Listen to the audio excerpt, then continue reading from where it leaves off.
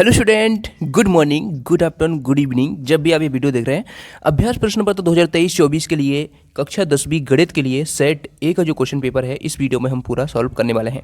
ठीक है, सभी प्रश्नों के अथवा सहित उत्तर मैं आपको बताने वाला हूं, तो पूरी वीडियो में बने रहना। सभी प्रश्नों को एक एक करके हम सॉल्व करेंगे, बिल्कुल सही व सटीक उत्तर आपको इस वीडियो में प्रोवाइड कराएंगे। आप सबको पता ही है कि हमारे चैनल पर आपको कक्षा 10वीं के सभी विषयों के अभ्यास प्रश्न पत्र के solution part wise part provide कराए जा रहे हैं। यानी सभी विषयों के एक प्लेलिस्ट में मैंने सभी वीडियो डाल दिए हैं, वहां पर आप जाके देख सकते हैं। प्लेलिस्ट की लिंक डिस्क्रिप्शन में मिल जाएगी या फिर चैनल पर जाके आप देख सकते हैं। साथ ही इनके पीडीएफ डाउनलोड करना चाहते हैं तो हमारी वेबसाइट है jankaryteach.com, वहां पर आप जा सकते हैं और पीडीएफ सॉल्यूशन प्राप्त कर सकते हैं। सबसे पहले देखिए, यहाँ पर सही विकल्प चुनिए। इनमें सही विकल्प आपको बताना है। चलिए इनके आंसर हम एक एक करके देख लेते हैं।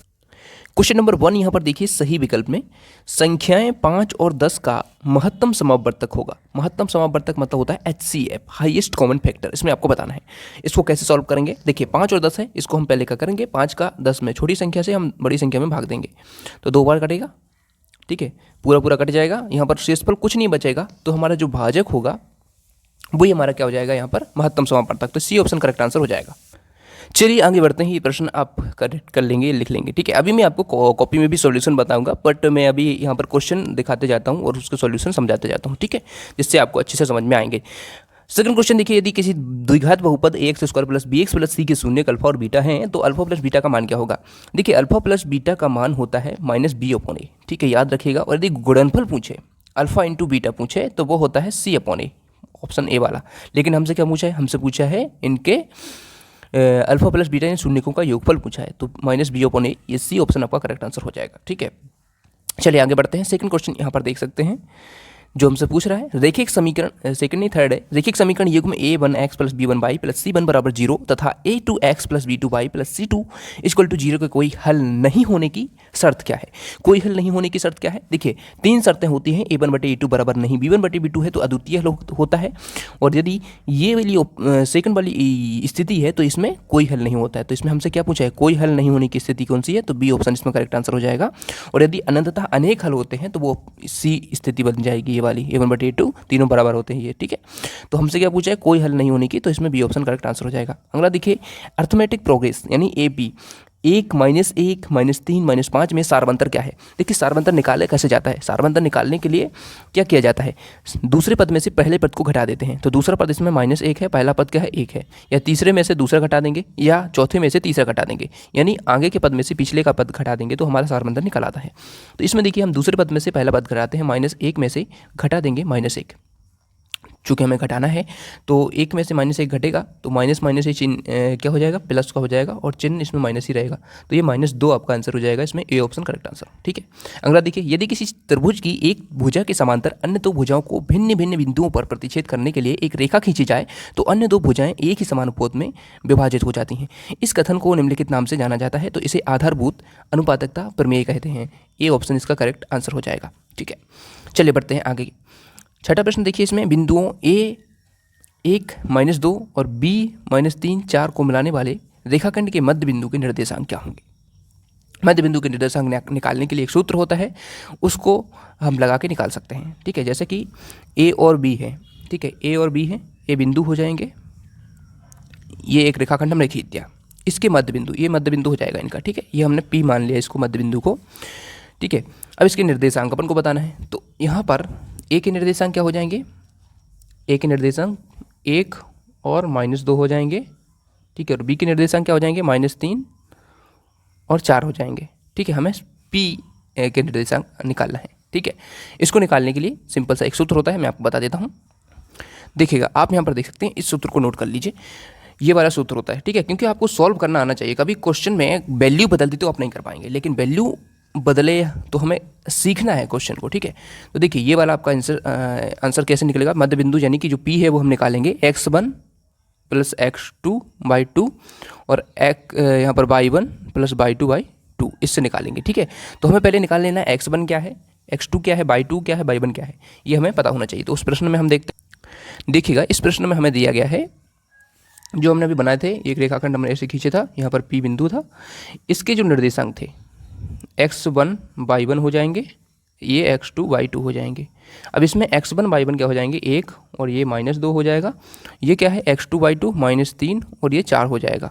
अब हमें उस सूत्र को लगा देना है जो हमने सूत्र अभी देखा था ना, bx1 + x2/2 और कोमा लगा के y1 + y2/2 ये वाला सूत्र लगा देंगे तो हमारे p के जो निर्देशांक हैं वो आ जाएंगे, ठीक है, मध्य बिंदु के। तो x1 हमें 1 दिया है, 1 + x2 क्या है -3 दिया है, बटे में 2 कर देंगे। साथ ही y1 क्या दिया है -2 दिया है, ये वाला दिया ना -2, और y2 हमें 4 दिया है और बटे में 2 कर देंगे। ये हमारा, इसको हम सॉल्व कर लेंगे तो आंसर आ जाएगा।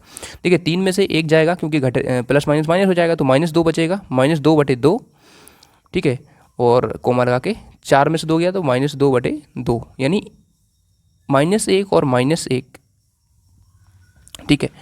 अब इसमें देखिए यहाँ पर 4 है, ये माइनस का है तो ये 4 प्लस संख्या है तो इसमें प्लस आ जाएगा ये, ठीक है। तो देखिए ये बड़ी संख्या है 4, इसलिए ये यहाँ पर प्लस आ जाएगा, ठीक है, इस 2 में। तो यहाँ पर देखिए 2 से 2 कट जाएगा तो 1, ये है 2 से 2 1, तो -1 और +1 ये आपका आंसर हो जाएगा। तो -1 और +1 इसमें है ऑप्शन नंबर ए में, तो ये आपका आंसर हो जाएगा। और निकालना कैसे मैंने आपको बता दिया। चलिए अब हम बढ़ते हैं आगे और रिक्त स्थान भर लेते हैं। रिक्त स्थान में देखिए 3√2 एक खाली स्थान संख्या है तो ये अपरिमेय संख्या है, ठीक है। क्या है? अपरिमेय संख्या है। उसके बाद देखिए यदि px एक द्विघात बहुपद है तो px = 0 को खाली स्थान समीकरण कहते हैं। इससे क्या कहते हैं, ठीक है। तो इसमें आपको आंसर लगा लेना है वर्ग समीकरण। इसे क्या कहते हैं? वर्ग समीकरण कहते हैं। इस वाले क्वेश्चन में वर्ग समीकरण आप लोग लिख लेंगे, ठीक है। क्या हो जाएगा ये? वर्ग समीकरण, ठीक है। उसके बाद देखिए किसी समांतर अच्छा ये थर्ड वाला किसी द्विघात समीकरण के मूल यदि वास्तविक और समान हो तो विविक्तकर का मान क्या होता है? तो विविक्तकर का मान 0 होता है, 0 होगा, d = 0 होगा, ठीक है। और 3 स्थिति बनती हैं। d = 0 हो तो मूल वास्तविक व समान होंगे। यदि d बड़ा है 0 से यानी d > 0 तो वास्तविक तथा असमान होंगे। याद रखिएगा, वास्तविक तथा असमान इसी स्थिति में होंगे। यदि d छोटा है 0 से यानी कि माइनस में है तो ये काल्पनिक होंगे मूल, ठीक है। क्या होंगे? काल्पनिक। याद रखिए तीनों स्थितियां। हमसे पूछ रहा था इसमें वास्तविक व समान, तो वास्तविक व समान है तो इसमें 0 हो जाएगा। उसके बाद देखिए समांतर श्रेणी a + d, a + 2d, a + 3d का 10वां पद क्या होगा? इस समांतर श्रेणी का 10वां पद निकालना है। तो देखिए ये प्रथम पद है, ये दूसरा है, तीसरा है, चौथा है, 5वां, 6वां, 7वां, 8वां, 9वां, 10वां। तो 10वें पद के लिए हम क्या निकालेंगे? a10 बराबर, देखिए ये सूत्र होता है an = a + n - 1 × d। अब 10वां निकालना है तो यहाँ n की जगह पर 10 रख देंगे तो a10 बराबर क्या हो जाएगा? a + 10 - 1 × d, तो a + 9d, ठीक है। ये ऐसा निकल आएगा तो इसमें a + 9d आंसर हो जाएगा। अगला देखिए वे सभी आकृति जिनके आकार समान होते हैं परंतु उनकी माप समान होनी आवश्यक नहीं, क्या कहलाती हैं? तो समरूप आकृतियाँ कहलाती हैं। क्या कहलाती हैं? समरूप। अभी मैं पूरा कॉपी में भी सॉल्यूशन दिखाऊंगा, लिखना कैसे है। बिंदु 0 और 4 पर किस अक्ष पर स्थित है? बिंदु 0, 4 y अक्ष पर जाएंगे, ठीक है, क्योंकि ऐसे अपन अक्ष बनाते हैं तो यहाँ 0 हो जाएगा और ये हो जाएगा y अक्ष पर, ठीक है। ये y अक्ष होता है, ये x अक्ष होता है, तो यहाँ पर हो जाएगा ये 4, तो ये कौन से अक्ष पे हो जाएगा? 0, 4 y अक्ष पर। तो ऐसे, तो ये आपके पूरे रिक्त स्थान हो जाते हैं, ठीक है। उसके बाद चलिए बढ़ते हैं। देखिए पूरा सॉल्यूशन का PDF भी आपको प्राप्त हो जाएगा। जो PDF है हमारी वेबसाइट है jankariteach.com, वहाँ पर आप जाएंगे तो ठीक है अभ्यास प्रश्न पत्र के सभी विषयों के कक्षा 10वीं के और अन्य कक्षाओं के भी आपको PDF सॉल्यूशन प्राप्त हो जाएंगे। देखिए वेबसाइट पर लगातार काम चल रहा है, वहाँ पर PDF अपलोड होते जाएंगे। देखिए कुछ विषयों के अपलोड हो चुके हैं और कुछ विषयों के रह गए हैं जो अपलोड होते जाएंगे। जैसे जैसे वीडियोस आते जाएंगे वो अपलोड होते जाएंगे, तो आप लोग विजिट जरूर करें। वेबसाइट का नाम है jankariteach.com, गूगल पर लिखिए और पहुँच जाइए और वहाँ पर देखिए आपको पोस्ट मिल जाएंगी, उसमें PDF भी मिल जाएगा। सत्य देख लीजिए, यदि ABC AP में हैं तब B = a + c/2, ये सही है, सत्य हो जाएगा इसका, ठीक है। अब कैसे हो जाएगा वो कोई भी हम AP का उदाहरण करके कर सकते हैं, ठीक है। देखिए वेबसाइट का लिंक, यदि वेबसाइट आपको नहीं मिल रही है तो वेबसाइट का लिंक भी डिस्क्रिप्शन में है, तो वहाँ से भी आप डायरेक्ट कक्षा 10वीं के सभी अभ्यास प्रश्न पत्र को सॉल्यूशन को डाउनलोड कर सकते हैं, ठीक है। लिंक डिस्क्रिप्शन में मिल जाएगा, आपको देखना, आप चेक करना उसमें, ठीक है। देखिए इसमें कैसे हो जाएगा ABC, जैसे हमने मान ली कि 2, 4, 6 एक ऐसे AP है, ये है एक AP।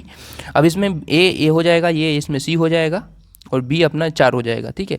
तो हम क्या करेंगे A + C, A क्या है 2 + 6 8/2 कर देंगे तो कितना आ जाएगा? 4 आ जाएगा, जो बी के बराबर है, मतलब 4 के। तो ऐसे सही है, ठीक है, सत्य हो जाएगा। अगला देखिए, किसी निश्चित घटना की प्रायिकता का मान 1 होता है तो सत्य हो जाएगा। गोले का संपूर्ण पृष्ठ पाई आर स्क्वायर होता है, जहाँ आर गोले की त्रिज्या है, तो गलत है, ये असत्य हो जाएगा ये, क्योंकि ये 4 पाई आर स्क्वायर होता है, ठीक है। किसी वृत्त की अनंत स्पर्श रेखाएं हो सकती हैं, तो हाँ ये सही है। यदि किसी घटना की प्रायिकता पी है तो P is less than 0, sorry greater than 0 and less than 1, ठीक है। यानी कि पी 0 से तो बड़ा होगा लेकिन 1 से छोटा होगा, ठीक है। तो ये स्थिति सही है, सत्य हो जाएगा। मतलब देखिए, क्षैतिज तल से ऊपर की ओर देखने पर दृष्टि रेखा क्षैतिज रेखा के साथ अवलंबन कोण बनाती है, तो गलत है। ऊपर देखने की ओर उन्नयन बनाती है, तो ये असत्य हो जाएगा, ठीक है। तो ये सत्य सत्य देखिए, सही जोड़ी देख लेते हैं। सही जोड़ी में सेक स्क्वायर थीटा -1, तो इससे आप मैच कर लेंगे टेन स्क्वायर थीटा, ठीक है। कॉट थीटा से मैच कर लेंगे 1/10 थीटा, ठीक है, ये होता है 1 - sin स्क्वायर थीटा, तो इससे मैच कर लेंगे आप कॉस स्क्वायर थीटा। ये कैसे आएगा देखिए, 1 - sin स्क्वायर थीटा है, और एक क्या होता है sin square theta plus cos square theta, और माइनस sin थीटा ये वाला लिख देंगे, ठीक है। इससे कट जाएगा तो ये कॉस स्क्वायर थीटा बचेगा, ठीक है। तो ये ऐसा आंसर हो जाएगा। अगला देखिए, अर्धवृत्त का क्षेत्रफल क्या होता है, 1/2 पाई आर स्क्वायर। वृत्त की परिधि 2 पाई आर होती है, मूल बिंदु के निर्देशांक 0 0 होते हैं, तो ये आंसर आपके करेक्ट कर लेंगे। एक शब्द वाक्य में उत्तर, क्या सभी द्विबाहु त्रिभुज समरूप होते हैं? तो नहीं, ऐसा नहीं है, सभी समद्विबाहु त्रिभुज समरूप नहीं होते हैं, तो इसमें आपको लिखना है नहीं। यदि 10 मीटर ऊंचे एक वृक्ष की छाया 10√3 मीटर है तो उन्नयन कोण, सूर्य का उन्नयन कोण कितना होगा? ठीक है, 10 मीटर ऊंची है, 10√3 उसकी छाया पड़ रही है, तो उन्नयन कोण बताना है ये वाला, ठीक है, क्या होगा? तो इसको निकालने के लिए हम tan थीटा लगा देंगे। tan थीटा बराबर, क्योंकि लंब दिया है, आधार दिया है, तो लंब बटे आधार, लंब कितना 10, आधार 10√3, इससे कट जाएगा तो 1/√3, और 1/√3 tan थीटा में 30 की वैल्यू होती है, तो 30 डिग्री आपका आंसर हो जाएगा इसमें, ठीक है। क्या हो जाएगा? 30 डिग्री, ठीक है। तो इस प्रकार से 30 डिग्री आंसर हो जाएगा। अगला देखिए, विविक्त कर का सूत्र बताना है। x square plus x plus C बराबर 0 के विविक्त कर का सूत्र होता है d = b² - 4ac, ये सूत्र होता है, ठीक है। वृत्त की एक छेदक रेखा वृत्त को कितने बिंदुओं पर प्रतिच्छेद करती है? तो छेदक रेखा वृत्त को अनंत बिंदुओं पर, ठीक है, सॉरी अनंत नहीं है, 2 बिंदुओं पर है। छेदक रूप से पूछा है तो 2। शंकु के आयतन का सूत्र क्या होता है? तो शंकु का आयतन होता है 1/3 पाई आर स्क्वायर h। अब इसमें पूछा 3 3 4 5 5 का समांतर माध्य क्या होगा? सबको जोड़ के सबको जोड़ के जितनी संख्या है 5 का भाग दे देंगे। कितनी संख्या है? 1 2 3 4 5 है, तो जोड़ने पर 20 आएगा, संख्या 5 है तो 20/5 मतलब 4, तो इसका 4 आंसर हो जाएगा, ठीक है। तो इस प्रकार से आपके एक शब्द वाक्य में उत्तर होते थे। अब देखिए, सभी प्रश्न हैं ये आप हम सॉल्यूशन के साथ देखते हैं, और सभी के अथवा सहित मैं आपको बताऊंगा, तो चलिए देखते हैं, ठीक है। तो पूरा पेपर आपका इस प्रकार से है, क्वेश्चन पेपर आप देख सकते हैं, ठीक है। ये आपका पूरा क्वेश्चन पेपर है, इसमें सभी ये प्रश्न पूछे गए हैं, अथवा सहित हम सॉल्यूशन करेंगे। तो पहले मैं आपको शुरू से 6वें से बताता हूँ, ठीक है। तो देखिए, ये आपका पूरा सॉल्यूशन मैंने यहाँ पर बना रखा है, तो ये इस प्रकार से आपको लिखना है आपकी कॉपी में, ठीक है, ठीक है। मैंने आपको बता दिया वही आंसर है, ठीक है। इस प्रकार से ये कंप्लीट हो जाते हैं। प्रश्न 6 देखिए, ठीक है। तो आप इस प्रकार से ये सभी सही जोड़ी कर लेंगे और ये आपके एक शब्द वाक्य में उत्तर हो जाएंगे। देखिए, प्रश्न 6 हम देख रहे थे। प्रश्न 6 का देखिए मैं आपको प्रश्न भी दिखाता जाऊंगा ताकि आपको कोई प्रॉब्लम ना हो। देखिए, प्रश्न 6 आपको दिख रहा होगा यहाँ पर स्क्रीन पर, देखिए HCF ऑफ, इसमें देखिए HCF ऑफ 306 और 657 9 दिया है, ठीक है। LCM ऑफ 306 657 ज्ञात करना है, ठीक है। ये आपका क्वेश्चन है, तो चलिए इसका सॉल्यूशन हम देखते हैं। तो इसका सॉल्यूशन देखिए हैं, इसमें देखिए HCF ऑफ 306 657 दिया गया है, तो हमें 9 दिया है, ठीक है। LCM हमें पता नहीं है, ज्ञात करना है। अब हम इसमें सूत्र लगा देंगे जो कि है HCF of AB into LCM of AB = A into B, जो संख्याएं हैं उनका गुणनफल, ठीक है। ये तो हमें दिया गया है 9, तो रख दिया हमने 9। LCM ऑफ AB नहीं दिया है, बराबर इनका हम गुणा कर देंगे, इन दोनों संख्याओं का 657 और 306 का, ठीक है। गुणा करेंगे तो ये हो जाएगा, और 9 को इस तरह पक्षांतर कर देंगे तो बटे में आ जाएगा, काट पीट के कर देंगे, आंसर आ जाएगा 22,338, ठीक है। ये पक्षांतर हमने कर दिया तो गुणा वाली संख्या भाग में पहुंच गई यहाँ पर, ये 9। तो ऐसे करना है, ठीक है। प्रश्न 6 का आंसर, चलिए आगे बढ़ते हैं। प्रश्न 6 हो जाएगा हमारा। प्रश्न 6 का अथवा वाला क्वेश्चन हम देख लेते हैं। अथवा क्वेश्चन इसमें पूछा है, दर्शाइए कि 5√3 एक अपरिमेय संख्या है, ये आपको दर्शाना है, ठीक है। तो देखिए, प्रश्न 6 का देखिए, माना कि 5√3 एक परिमेय संख्या है। हम इसका उल्टा मान लेंगे, ऐसा हम मानते हैं, क्योंकि इसको हम सॉल्व करेंगे, इसको सिद्ध करने के लिए हमें ऐसा मानना पड़ता है। इसको हमने मान लिया कि ये एक अपरिमेय संख्या है। सॉरी एक परिमेय संख्या ऐसा मान लिया। परिमेय संख्या होगी तो पी बटे क्यू के रूप में होगी। आप सबको पता है परिमेय संख्या पी बटे क्यू के रूप में होती है, जहाँ q equal to not zero, q zero नहीं होता है वहाँ पर, ठीक है, और कुछ भी हो सकता है, क्योंकि जीरो होगा तो फिर उसका मान नहीं आएगा, पी बटे क्यू के रूप में नहीं आएगी वो। तो ये आपकी एक परिमेय संख्या है, इसको हमने मान लिया। अब हम क्या करेंगे, इसको पी बटे क्यू का पक्षांतर कर देंगे, तो इस प्रकार से ये इस तरफ आ जाएगा और 3 को इस तरफ भेज देंगे, तो ये प्लस में √3 हो जाएगा, ये माइनस में पी बटे क्यू हो जाएगा। ये हो गया, ठीक है। पी और क्यू पूर्णांक हैं, ठीक है, तो 5 माइनस पी बटे क्यू एक परिमेय संख्या है, ठीक है, ये पूर्णांक है। तो ये पूर्णांक हैं और किसी भी पूर्णांक में से 5 भी एक पूर्णांक है, तो पूर्णांक में से पूर्णांक को घटाएंगे तो एक परिमेय संख्या ही आएगी, क्योंकि हमने इसको पहले से परिमेय संख्या मान रखा है। तो √3 जो है वो तो एक अपरिमेय है, हमें पता है, अभी हमने देखा तो ऑब्जेक्टिव में भी। तो √3 कैसे एक परिमेय संख्या के बराबर हो सकती है, तो ये हमने जो सोचा था वो गलत है, ठीक है, हम उसको गलत मान रहे हैं, क्योंकि जो हमने सोचा था कि √3 एक, हमने इसको मान लिया था कि ये क्या है, 5√3 जो है हम इसको परिमेय मान रहे थे, लेकिन हमारा मानना गलत हो गया, क्योंकि यहाँ पर जो पूर्णांक आ रहा है वो √3 के बराबर आ रहा है, लेकिन ऐसा संभव नहीं है, क्योंकि ये अपरिमेय संख्या है, ठीक है, अर्थात √3 एक परिमेय संख्या है, सॉरी ये अपरिमेय है, मतलब ये हमने जो माना था वो हमारा मानना गलत है, अतः 5√3 एक अपरिमेय संख्या हो जाएगी, ठीक है। आप समझ रहे हैं ना कि इसमें हमने जो माना था वो इसके विपरीत आ रहा है, क्योंकि इसको जो है ये परिमेय संख्या है और परिमेय संख्या अपरिमेय संख्या के बराबर नहीं हो सकती, ठीक है। तो इसको आप ऐसे सॉल्व कर लेंगे। प्रश्न 7 देखिए, 7वां क्वेश्चन हमसे क्या कर रहा है, संख्या दी गई है 7429 को अभाज्य गुणनखंडों के गुणनफल के रूप में व्यक्त करना है, ये वाला प्रश्न है, ठीक है। तो चलिए इसको हम देख लेते हैं, ये हमारा सॉल्यूशन है प्रश्न 7 का, अथवा अच्छा प्रश्न 7 कहाँ गया,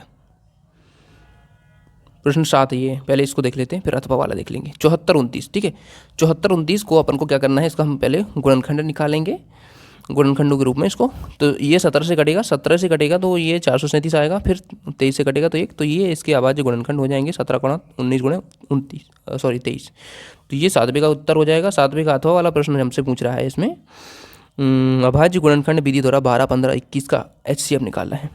तो चलिए इसको हम देख लेते हैं, ठीक है, 12, 15 और 21 ऐसे आप करेंगे, 2 से काटेंगे 2, 2, 3, 3, 5, 3, 7। अब क्या करेंगे, इनको हम बराबर में लिख देंगे गुणनखंड में, और इसमें से कॉमन निकाल लेंगे। जो कॉमन है सबसे ज़्यादा कॉमन 3 है, 3 तीनों में है, बाकी तो कोई नहीं है, तो हमारा जो HCF हो जाएगा वो 3 हो जाएगा। ऐसे आपको करना है इसको, ठीक है। प्रश्न 7 आपका कंप्लीट। 8वां क्वेश्चन देख लीजिए। 8वां क्वेश्चन कह रहा है एक द्विघात बहुपद ज्ञात कीजिए जिसके शून्यकों का योग और गुणनफल -3 और 2 है, ठीक है। तो ये अपन को ज्ञात करना है, -3 और 2 है शून्यकों का योग और गुणनफल। चूँकि देखिए 8वां क्वेश्चन देखिए, इसमें हमें हल करना है। द्विघात बहुपद का जो सूत्र होता है वो क्या होता है, वो होता है x² - alpha plus beta into x plus alpha into beta बराबर 0। हमें दिया गया है alpha plus beta equal to -3 और अल्फा इंटू बीटा बराबर 2 दिया है, ठीक है। तब द्विघात बहुपद क्या हो जाएगी, x² - 3x प्लस 2, क्योंकि हमने क्या किया है यहाँ पर अल्फा प्लस बीटा का मान रख दिया है, जो कि हमें -3 दिया है, क्योंकि शून्यकों का उसमें योगफल दिया है हमें -3 और गुणनफल दिया है 2, और गुणनफल अल्फा इंटू बीटा होता है, ठीक है। वो हम पूरा इस समीकरण में रख देंगे, x² ज्यों का त्यों रख दिया, अल्फा प्लस बीटा की जगह पर ये रख दिया और अल्फा इंटू बीटा की जगह पर ये 2 रख दिया, ठीक है। तो हमारा जो द्विघात बहुपद बन के आएगा x² + 3x + 2 आंसर हो जाएगा, ठीक है। अब 8वें का अथवा देखिए द्विघात बहुपद 3x² + 4x - 4 के शून्य ज्ञात करना है, ठीक है। इसको ज्ञात करना, देखिए प्रश्न 8 का देख लेते हैं। ये पहले हमें द्विघात बहुपद दिया गया है, इसके हमें शून्य निकालने के लिए सबसे पहले इसके गुणनखंड करने होंगे। गुणनखंड करने के लिए हम क्या करेंगे, 3 का 4 में गुणा कर देंगे तो ये 12। अब हम ऐसी संख्या सोचेंगे गुणा करने पर 12 आना चाहिए, और ये माइनस है इसलिए घटाने पर आना चाहिए कितना, ये 4। तो 6 में से 2 घटा देंगे तो 4 आएगा, और गुणा करेंगे तो 6 गुणा 2 हो जाएगा 12। तो अब देखिए 3x² प्लस, इसको हम 6 - 2 कर देंगे इस 4 को, और यहाँ पर ये वाला x जो है रख देंगे, ठीक है। तो यहाँ पर ये इससे गुणा होगा तो 6x - 2x - 4। अब यहाँ पर देखिए कॉमन निकाल लेंगे, 3x x + 2 माइनस ये वाला 2, और यहाँ पर भी हमने कॉमन निकाल लिया 2 को, तो x + 2 हो जाएगा। ये इस प्रकार से आपके 3x - 2 x + 2 ये आपके 2 गुणनखंड आ जाएंगे। गुणनखंड के बराबर में 0 करने पर बराबर 0 किया तो 2 इस तरफ पहुँच गया, तो x = 2/3 और x = -2, ठीक है। तो ये हमारे क्या हो जाएंगे, शून्यक 2/3 और -2, ये हमारे शून्यक हो जाएंगे, ठीक है। तो ये आपका आंसर हो जाएगा इसका। अगला प्रश्न हमसे कह रहा है 4u² + 8u के शून्य ज्ञात करना, ये वाला प्रश्न है 9वां। तो चलिए इसका हम आंसर देख लेते हैं। इसमें हमसे क्या कर रहा है, 4u² प्लस 8u के शून्यक। तो देखिए इसका निकालने के लिए दिया गया है हमें 4u² प्लस 8u। हम इसको क्या करेंगे, 4u प्लस 2 के रूप में इसको हम लिख सकते हैं, क्योंकि u² है तो हम ऐसे इसको लिख सकते हैं। और यहाँ पर हमने 4u को कॉमन निकाल लिया, ठीक है, यहाँ से निकाल लिया तो 4u इसमें से चला गया और 4u एक ये वाला तो बाहर कर लिया, u प्लस 2 हो जाएगा ये, क्योंकि 4 से हमने 8 में भाग दिया तो 2 हो जाएगा। और इससे इसमें देंगे तो क्या आ जाएगा, ये 4u इसमें से निकाल लिया तो ये एक u बचेगा, क्योंकि 4u इंटू यू तो ये u², ये 4, ठीक है। ऐसा शून्य के लिए हमें क्या करना है, 4u प्लस 2 बराबर 0 करना है, ठीक है, और 4u बराबर 0। और देखिए हमें ऐसा करना है कि जो 4u है, ठीक है, ये गुणा में है और ये इस तरफ इसके बटे में जाएगा तो ये संख्या भी 0 हो जाएगी, ठीक है। और फिर हम इसको क्या करेंगे, u प्लस 2 बराबर 0। अब इसको हम यहाँ भेज देंगे तो ये 0 हो जाएगा, u प्लस 2 के बराबर में 0, तो u बराबर -2। तो इस प्रकार से -2 और 0 ये शून्य हो जाएंगे, ठीक है। अब नौवां क्वेश्चन देखते हैं। नौवां क्वेश्चन हमसे क्या कर रहा है, अथवा वाला इसका द्विघात बहुपद दिया है 4x² प्लस 5x माइनस 6 की शून्य ज्ञात करना है। तो इसको हम देख लेते हैं। प्रश्न 9 का देखिए मैं पूरा आपको डिटेल में समझा रहा हूँ, इसलिए थोड़ा वीडियो लंबा हो सकता है, ठीक है। तो आप पूरी वीडियो को देखें और पूरे PDF के लिए आप वेबसाइट पर जा सकते हैं, जानकारीteach.com अपनी वेबसाइट है, गूगल पे आप सर्च करें, ठीक है। और साथ ही हमारे चैनल को सब्सक्राइब कर लें, नहीं किया अभी तक तो। और सभी विषयों के अभ्यास प्रश्न पत्र के सॉल्यूशन के लिए आप प्लेलिस्ट को विजिट कर लीजिए, ठीक है। तो देखिए प्रश्न 9 आपका देख सकते हैं, इसमें अथवा वाला हम कर रहे हैं 4x² प्लस 5x माइनस 6। इसमें देख सकते हैं इसके हम पहले गुणनखंड निकाल के, वही सेम प्रोसेस है, गुणनखंड निकाल लिए बराबर में 0 करके ये हमारे शून्य आ जाएंगे। और शून्य क्योंकि हमसे गुणनफल पूछा है, तो गुणनफल क्या होता है, अल्फा इंटू बीटा होता है। तो अल्फा इंटू बीटा मतलब दोनों का गुणा कर देंगे तो -3/2 आंसर हो जाएगा, ठीक है। 10वां प्रश्न देखिए, 10वां प्रश्न हमसे क्या कह रहा है इसमें, 10वां प्रश्न देखिए ये वाला प्रश्न है, ठीक है। ये प्रश्न है 3 बल्लों 6 गेंदों की कीमत 3900 है, तो 1 बल्ले और 3 गेंदों की कीमत 1300 है। तो बीजगणितीय समीकरण का निर्माण करना है। बीजगणितीय समीकरण बनाना है तो पहले हम क्या कर लेते हैं, पहले हम ऐसा मान लेते हैं कि एक बल्ली की कीमत कितनी है, x रुपये, और एक गेंद की कीमत है 22 रुपये। तो प्रश्नानुसार बीजगणितीय समीकरण बनेगा 3x प्लस 6y बराबर 3900 और x प्लस 3y बराबर 1300। तो ये हमारा समीकरण बन जाएगा और इनको हम सॉल्व करेंगे तो आंसर अपना x और y की वैल्यू आ जाती है, ठीक है। तो 10वां क्वेश्चन अथवा वाला देख लीजिए, 10वें में देखिए अथवा वाला क्वेश्चन इसमें दिया गया है। इसमें 10वें का अथवा वाला प्रश्न दिया गया है, रैखिक समीकरण y बराबर mx प्लस 3 है, तो यदि x बराबर -2 है, y बराबर 5 है, तो m का मान क्या होगा, ठीक है। तो सिंपल सा क्वेश्चन है, इसमें क्या करना है, x और y का मान पुट कर देना है, ठीक है। यहाँ पर देखिए x और y के मान हम पुट कर देंगे, यहाँ पर जो दिए हैं क्वेश्चन पेपर में, ठीक है। तो x और y के देखिए x और y के मान रख देंगे, यहाँ पर -2, y की जगह पर 5 रख देंगे, इसमें यहाँ 5 यहाँ पर 2। तो देखिए ये हम मान रख देंगे, तो 5 यहाँ पर -2 रख दिया, यहाँ पर 3 ज्यों का त्यों। तो ये देखिए यहाँ पर 2m हो जाएगा माइनस का, और ये 3 उस तरफ जाएगा तो माइनस में घट जाएगा, तो 5 में से 3 गया तो 2, यहाँ पर -2m, 2 से 2 कट जाएगा तो m बराबर -1 आंसर हो जाएगा, ठीक है। प्रश्न 11 देखिए, प्रश्न 11 हमसे कह रहा है समीकरण 2x² प्लस 5x माइनस 3 बराबर 0 के विभक्तर का मान ज्ञात करना है। विभक्तर का सूत्र होता है सिंपल सा, ये आप सबको पता ही होगा। विभक्तर का सूत्र होता है D=b² माइनस 4ac, ठीक है। a, b और c के हमें मान दिए गए हैं, ये एक a हो जाएगा, ये b हो जाएगा, ये c हो जाएगा, ठीक है। आप मान रख देंगे इसमें सिंपल सा, तो एक आंसर आ जाएगा, आप लोग स्वयं कर लेना इसको, वैसे भी सिंपल सा है। 11 का अथवा देखिए, प्रश्न 11 हमसे पूछ रहा है, इसका अथवा वाला है। देखिए अथवा से प्रश्न बता रहा हूँ इसलिए वीडियो थोड़ा लंबा हो गया है, और बाकी के जो प्रश्न छूट जाएंगे या फिर मैं इसको वीडियो को अभी रोक दूंगा, क्योंकि आगे के प्रश्न भी हम नेक्स्ट वीडियो में देख लेंगे, क्योंकि वीडियो काफ़ी ज़्यादा लंबा हो चुका है, ठीक है। तो प्रश्न 13 तक हम देख लेते हैं अभी। तो प्रश्न 12 देखिए, अच्छा 11 का अथवा देख लीजिए। तो इसमें देखिए 11 का अथवा है, द्विघात समीकरण है या नहीं ये बताना है। तो बायां पक्ष इसमें ये दिया है और दायां पक्ष ये दिया है, तो इस प्रकार से अपने इसका कर लेना है और ये आपका ये आंसर हो जाएगा, ठीक है। तो मैं इसको पूरा दिखा देता हूँ, आपको दिख जाएगा। देखिए प्रश्न 11 का यहाँ से लिखेंगे आप अथवा वाला, ठीक है, ये हो जाएगा आंसर यहाँ तक कंप्लीट। अब 12वां देख लीजिए, 12वां का है आपको समांतर श्रेणी है, इसमें आपके इसके 4 पद याद करना है, ठीक है। तो 12वां प्रश्न आप देख लीजिए। प्रश्न वैसे भी आपने ये देख लिया होगा, देखिए ये है, इसके प्रथम पद दिया है, डी दिया है, तो इसके चार पद याद करना है, ठीक है। अथवा वाला क्वेश्चन भी देख लीजिए, ये आपकी समांतर श्रेणी दी गई है, इसके अगले चार पद लिखना है, ठीक है। तो देखिए ये इसका आंसर इस प्रकार से कर लेंगे, 12वें का भी आंसर इस प्रकार से हो जाएगा। देखिए पूरा मैंने सॉल्व कर दिया है, तो आप लोग लिख लीजिए, सभी पद इसमें देख सकते हैं, ये इसमें मैंने हाईलाइट कर दिए हैं, ये वाले, ये आंसर हो जाएंगे आपके, ठीक है। उसके बाद प्रश्न 13 हमसे पूछ रहा है, आकृति डी ई समांतर बी सी, ए डी ज्ञात करना है, ठीक है। तो ये आकृति आपको दी गई है, ठीक है, इसमें, तो इसमें ये ए डी ज्ञात करना है, ठीक है। तो इसको सॉल्व करने के लिए सबसे पहले यहाँ पर देखिए, आकृति में डी ई समांतर बी सी है, तो ए डी का मान ज्ञात करना है। तो डी ई समांतर बी सी है, तो थेल्स प्रमेय के अनुसार ए डी बटे बी डी हो जाएगा, और ए ये वाला ए ई बटे ई सी हो जाएगा, ठीक है।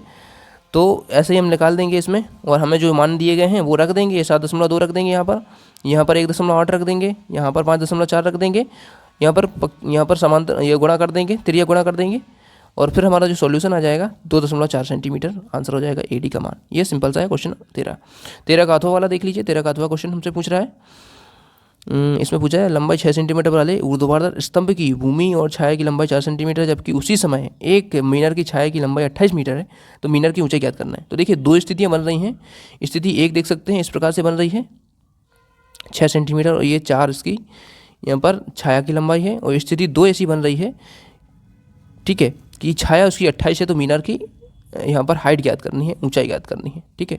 तो चलिए हम इसको कैसे सॉल्व करेंगे मैं आपको बता देता हूँ। पहले दो ऐसे डायग्राम बना लेंगे आप लोग, दोनों स्थिति बना लेंगे, फिर इस प्रकार से इसको लिखेंगे, और ये आपका आंसर पूरा इस प्रकार से इस प्रमेय को लगा देंगे आप, ठीक है।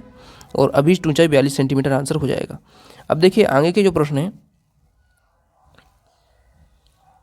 ठीक है, आगे के जो प्रश्न है मैं आपको बता दूंगा, ठीक है। तो चलिए इसको पहले रिमूव कर देते हैं। देखिए आगे के जो प्रश्न हैं, ये सभी प्रश्न 13 तक तो हमने अथवा शायद पूरे कंप्लीट कर लिए हैं, और ऐसा इतना अच्छा शायद ही किसी ने आपको बताया हो, और आगे के प्रश्न भी मैं आपको ऐसे ही बताऊंगा। तो पूरा आपको कंप्लीट करना है, क्योंकि हो सकता है कि आपके इनमें से काफ़ी सारे प्रश्न आपको मिल जाएं आपकी परीक्षा में, बोर्ड परीक्षा में, ठीक है। और आते भी ऐसा नहीं है, आएंगे तो ऐसे ही, ठीक है। आप देखिए ये हमने यहाँ तक कंप्लीट कर लिए हैं 13 तक के, और 10 प्रश्न और रह गए हैं, वो हम जल्दी आपको बताने वाले हैं, नेक्स्ट पार्ट बनाएंगे इसमें। तो ये सभी आप देख लेंगे, इनके हम सॉल्यूशन भी आपको नेक्स्ट पार्ट में बताने वाले हैं। चलिए मिलते हैं नेक्स्ट वीडियो में, सब्सक्राइब जरूर करना, और वेबसाइट पे PDF के लिए जाइए, हो सकता है वहाँ पर PDF अपलोड हो गया पूरा, तो आप चलो जाएँ और देख लें। Thanks for watching.